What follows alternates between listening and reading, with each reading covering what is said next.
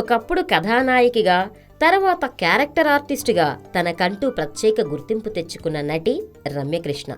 ఇటీవల ప్రముఖ దర్శకుడు ఎస్ఎస్ రాజమౌళి తీసిన బాహుబలిలో శివగామిగా దేశవ్యాప్తంగా ప్రశంసలు అందుకున్న రమ్యకృష్ణ తాజాగా తన మనసులోని మాటను బయటపెట్టారు. ఇన్నాళ్లు తనకు ఎప్పుడూ ఫలానా పాత్ర డ్రీమ్ రోల్గా భావించలేదని, కానీ ఇప్పుడు వెండితెరపై దివంగత ముఖ్యమంత్రి జయలలిత పాత్ర పోషించాలని ఉందని చెప్పారు.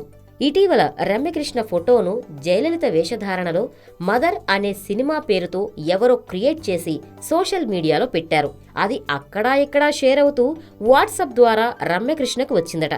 ఆ ఫోటోని చూసిన తర్వాత ఆమె ఎంతో ఎగ్జైట్కి గురయ్యారట.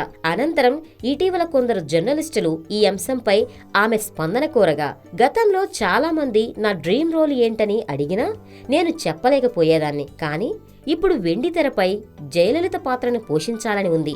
తన కెరీర్లో ఇదొక డ్రీమ్ రోల్గా భావిస్తున్నానని చెప్పారు. ఎవరైనా మంచి స్క్రిప్టుతో తనను సంప్రదించొచ్చని చెప్పినట్లు సమాచారం. అమ్మ ఎంతో తెలివైంది, ధైర్యవంతురాలు. కొన్ని లక్షల మందిలాగే నాకు ఆమె స్ఫూర్తి ప్రదాత అని చెప్పారు. ఆమె పాత్ర పోషించడం గొప్ప గౌరవంగా భావిస్తానని పేర్కొన్నారు.